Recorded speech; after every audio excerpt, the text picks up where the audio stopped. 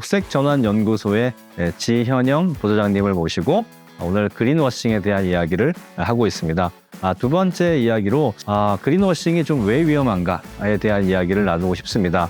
물론 기업들 입장에서는 과장 광고다라고 해서 규제를 받을 수 있지만 그것보다 본질적으로 더 중요한 이유가 있을 것 같거든요. 그래서 그린워싱이 도대체 왜 위험하고 또 이것을 왜 경계해야 되는지에 대한 이야기를 좀 부탁드리겠습니다.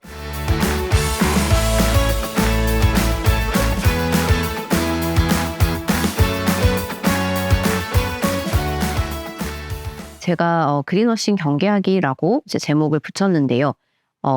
기업의 이제 입장에서 그린워싱이 위험 요소가 되는 부분들도 있지만 우리 사회 전반을 거쳐서 그린워싱이 어떤 해악이 될 수 있는지를 좀 설명드리고자 합니다.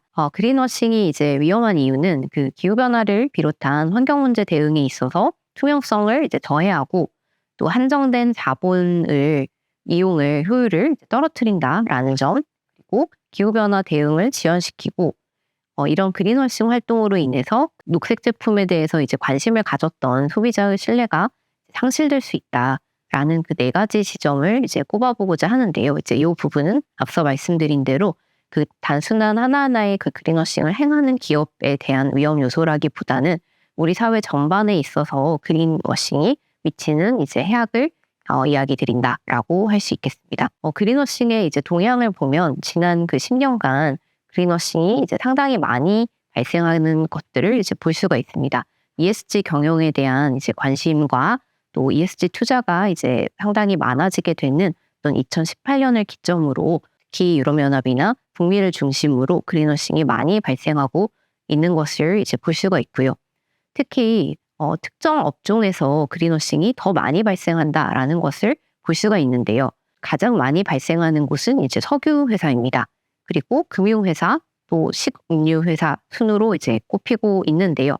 석유 회사 같은 경우에는 특히 온실가스를 감축해야 된다라는 측면에서 매우 그 중요한 어떤 전환의 역할을 해야 하는 그런 업종이라는 측면, 그리고 금융회사는 결국은 그 온실가스 감축에 어떤 재정을 지원하고 이제 드라이브를 거는 그런 역할을 한다는 측면에서 우리 사회 전체에 이제 영향을 미치는 부분들이 크다라고 생각을 하고요. 식음료 회사는 우리 소비자들이 가장 가까이서 이제 그 접하는 이제 업종이기 때문에 광고에서 이제 그린워싱들이 이제 많이 발생하는 것 같습니다. 해석연료 기업들이 이제 그동안에 행했던 이제 행태들이 이제 고발된 그런 경우가 이제 많이 있었는데요.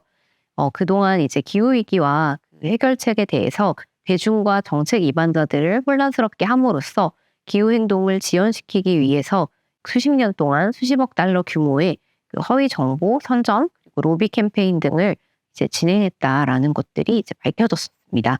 그래서 그런 유형도 상당히 다양한데요.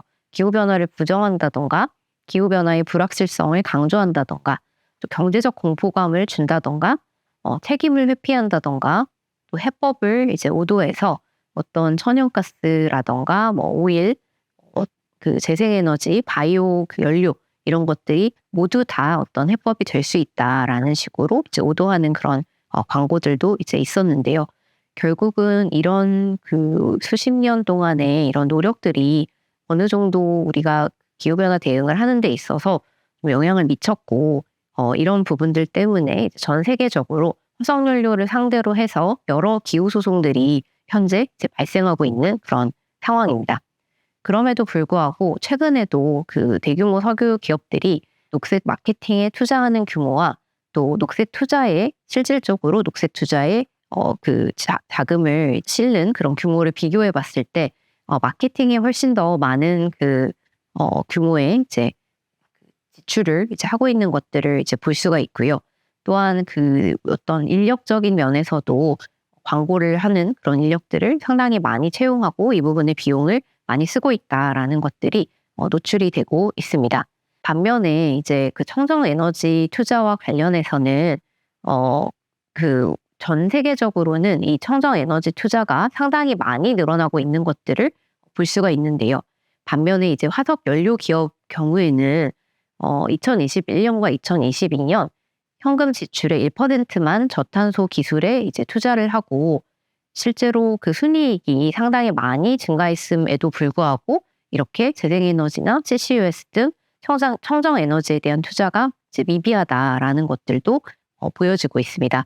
그래서 결국은 이런 그 그린워싱을 하는 광고들이 소비자들이라던가 이제 시민들을 어느 정도 이제 안심시키는 그런 동안에 우리 그 전 세계의 탄소 중립 이행은 상당히 이제 지연을 겪게 된다라는 것들을 이제 말씀을 드리고 싶고요. 또 하나의 문제점은 이런 그 화석 연료 회사들이 이제 어떤 인플레로 인해서 이제 얻게 되는 이익들이 소비자들에게 이제 에너지 비용 부담이라던가 물가 인플레이션으로 그 결과를 이제 나타낸다라는 것이 또 더 큰 문제다라고 할 수 있겠습니다.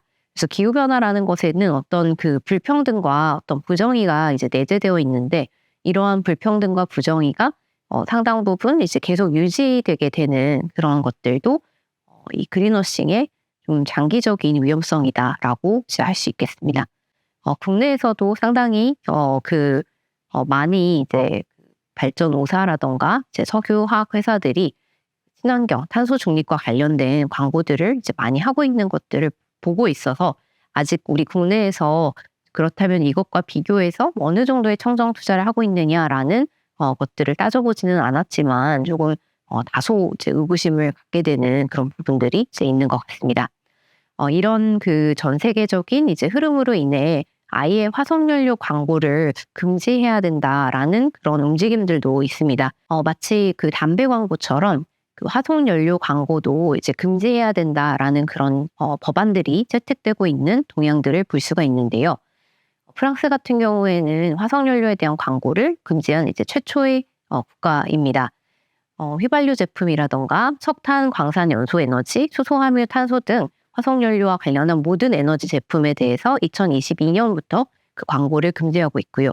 이런 부분들을 위반했을 때는 상당히 강한 이제 벌금을 이제 물리고 있는 것도 볼 수가 있습니다. 이보다 먼저 그 네덜란드 암스테르담 시는 2021년에 그 지하철에서 항공사라던가 또 화석연료사라던가 이제 이런 그 광고를 이제 금지하는 그런 사례도 있었고요. 더 나아가서 이제 어떤 그 암스테르담 도시에서는 육류라는 부분들에 대해서도 공공장소에서 광고를 하지 않아야 하는 것이 아니냐라는 법안이 이제 발의된 바가 있습니다. 호주 같은 경우에도 그 각 시별로 석유나 가스 광고를 금지하는 그런 논의들이 이제 진행이 되고 있는 것들을 이제 볼 수가 있습니다.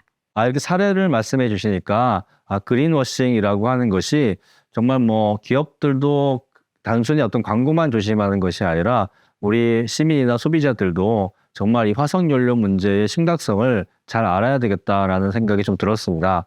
이미 뭐 프랑스나 뭐 우리 네덜란드나 호주 같은 경우에는 화석연료의 광고 자체를 하지 말게 하는 법이 생겼을 정도로 그렇게 아주 이 문제를 중요하게 여기고 또 앞으로 이 문제를 해결하기 위한 노력들을 하고 있다라고 하는 것들을 알 수 있었습니다.